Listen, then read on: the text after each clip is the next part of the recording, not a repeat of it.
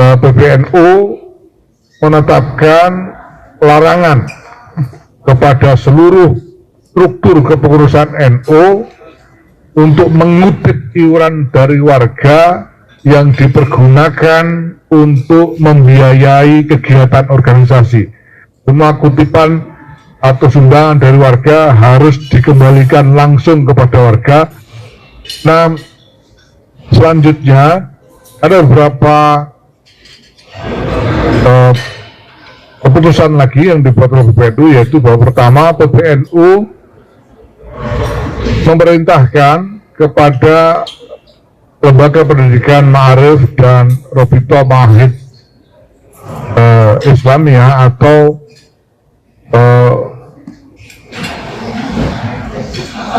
asosiasi pesantren-pesantren untuk melakukan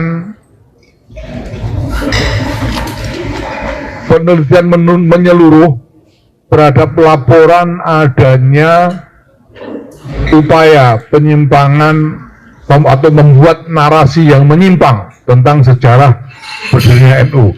Bahkan ada laporan bahwa ada buku yang ditulis dan kemudian digunakan sebagai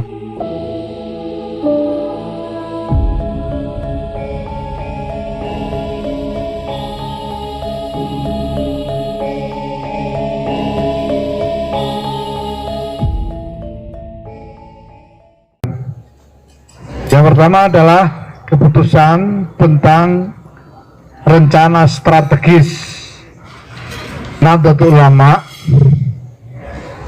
untuk 3 tahun ke depan sampai dengan 2027 yang merupakan desain awal dan fondasi bagi pengembangan satu model strategi organisasi yang menyeluruh dan koheren secara nasional. Rencana strategis ini nanti akan dijabarkan ke dalam rencana-rencana strategis di tingkat daerah, mulai provinsi, kabupaten, sampai dengan kecamatan dan desa, sesuai dengan struktur kepengurusan Nahdlatul Ulama dan juga dengan badan-badan otonom yang ada di lingkungan Nahdlatul Ulama seperti Muslimat NU, GP Ansor NU, Fatayat NU, Ibnu PBNU, dan lain-lain. Yang kedua, telah diputuskan juga desain strategi transformasi digital NU beserta dengan model platformnya.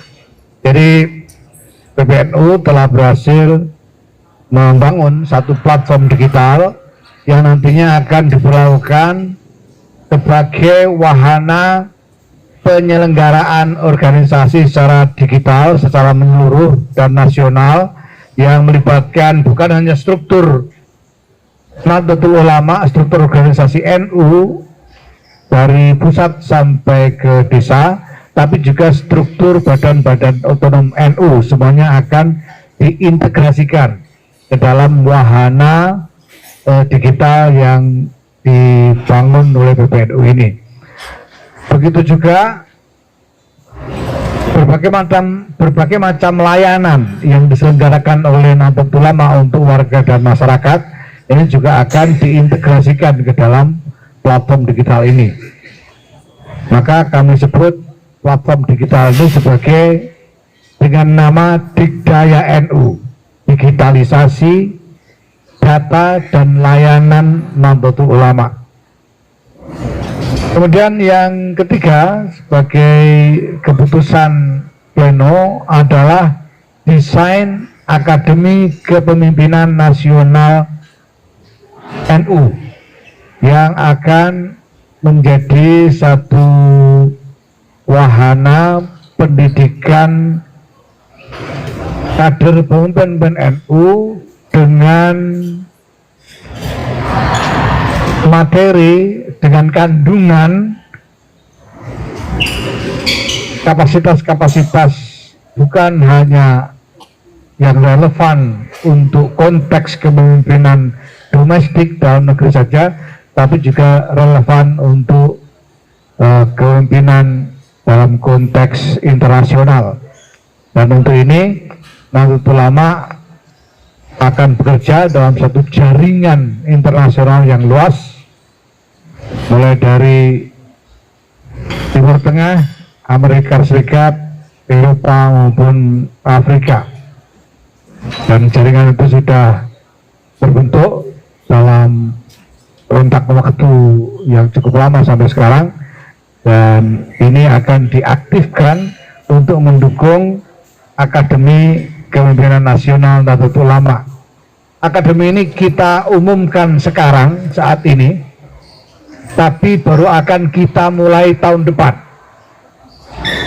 Programnya sendiri baru akan kita mulai tahun depan, tapi kami umumkan saat ini untuk memberi kesempatan kepada kader-kader Nahdlatul Ulama mempersiapkan diri, karena kami akan menetapkan syarat keikutsertaan yang cukup tinggi standarnya, antara lain bahwa para peserta, mereka yang ingin ikut serta dalam program ini harus memiliki kecakapan berbahasa Inggris dengan TOEFL 650, dan juga diutamakan diikuti juga dengan kecakapan berbahasa Arab. Dan di dalam seleksi nanti akan dilakukan semacam tes menyangkut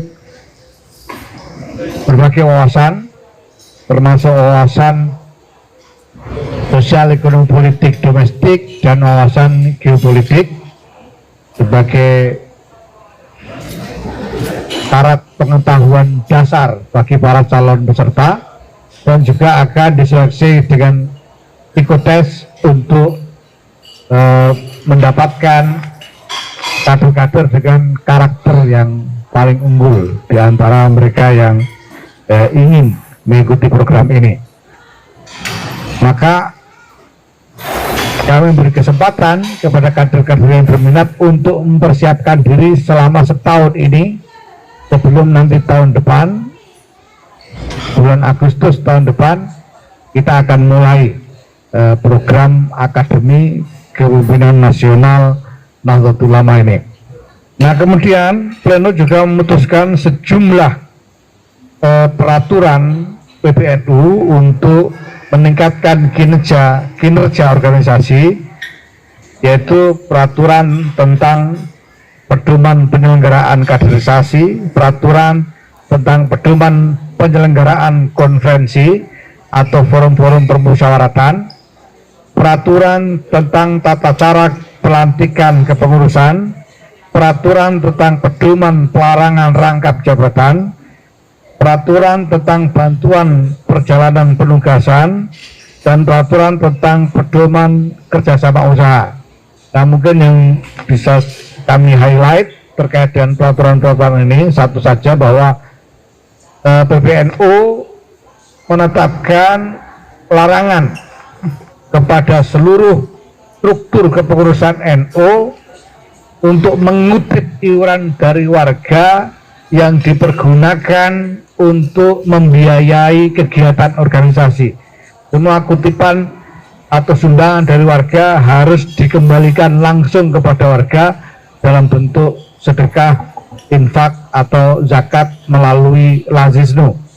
Jadi tidak boleh mengutip iuran untuk kegiatan organisasi, termasuk misalnya iuran untuk membangun gedung kantor, iuran untuk mengadakan acara ini dan itu tidak diizinkan. PBNU juga melarang kepada seluruh jajaran pengurus NU di daerah untuk memberikan honor dalam bentuk apapun kepada petugas-petugas PBNU yang dikirim untuk melaksanakan tugas-tugas organisasi, karena dari waktu ke waktu nanti akan ada petugas-petugas PBNU yang dikirim melaksanakan tugas di daerah-daerah, dan semua pembiayaannya akan ditanggung oleh PBNU dan jajaran pengurus di daerah dilarang memberikan apapun kepada petugas PBNU tersebut. Nah, selanjutnya ada beberapa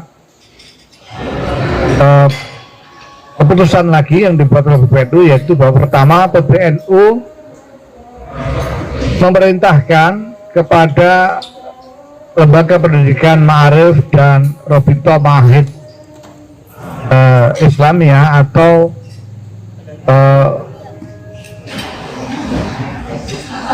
asosiasi pesantren-pesantren untuk melakukan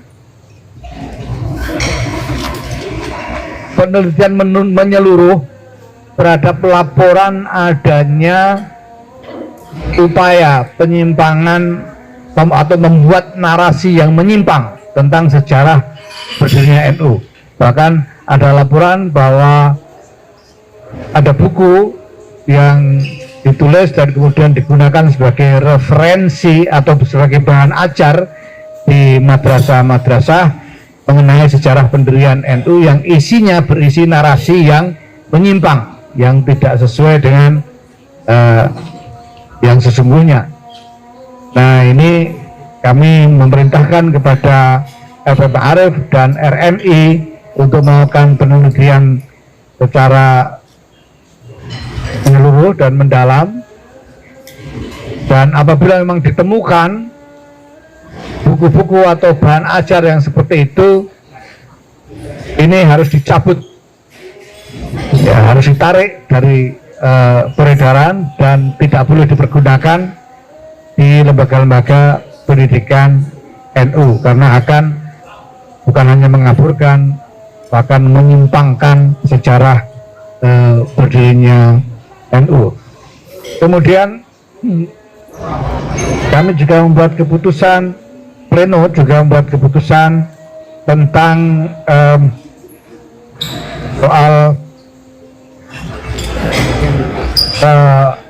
rektor, ya, soal jadi masa jabatan rektor. Jadi NU punya sekian banyak perguruan tinggi baik universitas maupun institut-institut, dan tadi pleno telah menetapkan aturan tentang masa jabatan rektor di perguruan tinggi tersebut. Nah, kemudian juga ada keputusan tambahan yang muncul dari permintaan para peserta pleno terkait dengan perkembangan mutakhir dalam hubungan NU dengan Partai Kebangkitan Bangsa. Jadi karena akhir-akhir ini ada artikulasi-artikulasi yang secara sangat frontal dan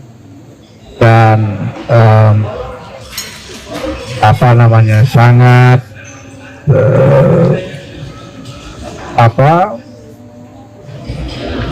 tajam, ya, terhadap PBNU dari arah Partai Kebangkitan Bangsa, dan juga menyangkut berbagai macam perkembangan mutakhir yang merupakan dinamika hubungan di antara dua entitas ini. Ya, saya harus sampaikan terus terang bahwa ada banyak komplain ada dari para peserta pleno, ya, dan kemudian untuk mencari jalan, kami tidak ingin membuat langkah yang bergesa-gesa terkait dengan ini, maka kemudian pleno memberikan mandat kepada dua orang. Yang pertama adalah Kiai Anwar Iskandar, Wakil Rois Am, dan Bapak Amin Said Husni, Wakil Ketua Umum, untuk mendalami masalah ini dan kemudian memberikan rekomendasi-rekomendasi kepada PBNU mengenai langkah-langkah yang harus diambil. Ya. Kenapa dua orang ini? Karena Ki Anwar Iskandar ini adalah di antara para as-sabiqun al-awwalun dari Partai Kebangkitan Bangsa yang tersisa. Jadi generasi perintis pendiri dan pejuang awal dari PKB yang tersisa. Dulu ada Kiai Khoi Bisli, Kiai Idris Marzuki, Kiai Mas Subadar, Kiai Abdurrahman Hudori, Kiai Warsun Munawar dan sebagainya, semuanya ya, Kiai Aziz Mansur, dan semua sudah tiada. Nah, ini masih ada satu Kiai Anwar Iskandar, maka beliau kita minta untuk memimpin upaya mendalami masalah ini. Dan Pak Amin Said Husni ini adalah juga wakil sekjen DPP PKB yang pertama dulu ya, dan juga beliau juga adalah anggota asistensi dari tim 5 yang diberi mandat oleh PBNU waktu itu untuk mempersiapkan berdirinya Partai Kebangkitan Bangsa. Nanti kita lihat beliau berdua akan bekerja lebih lanjut dalam masalah ini dan berikan rekomendasi-rekomendasi kepada PBNU mengenai langkah-langkah yang harus diambil. Nah, mungkin perlu saya singgung sedikit atau saya berikan penegasan sedikit tentang sebetulnya prinsip dasar dari hubungan NU dengan PKB ini apa. Ya. Ada prinsip hubungan historis, ada hubungan irisan konstituensi, ada hubungan teologis dan lain sebagainya, hubungan tradisi ya. Tapi yang paling penting prinsipnya adalah begini, bahwa NU ini tidak mungkin dianggap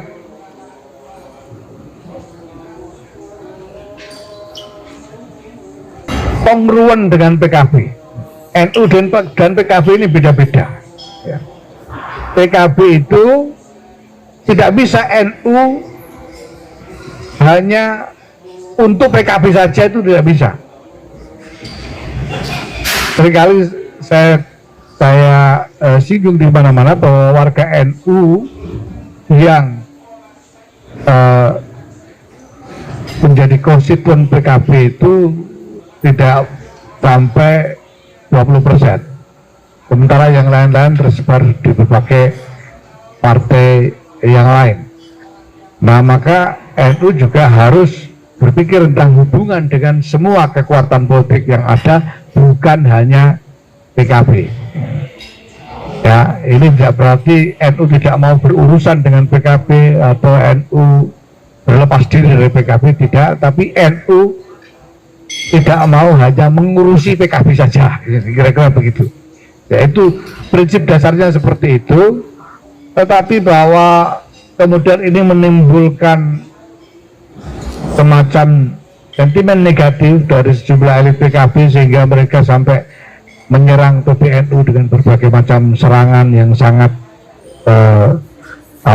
tajam.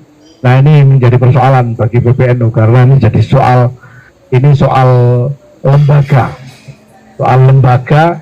yang ya katakanlah disepelekan, direndahkan dan lain sebagainya. Dan PBNU secara kelembagaan perlu mengambil sikap dan mungkin mengambil langkah-langkah terkait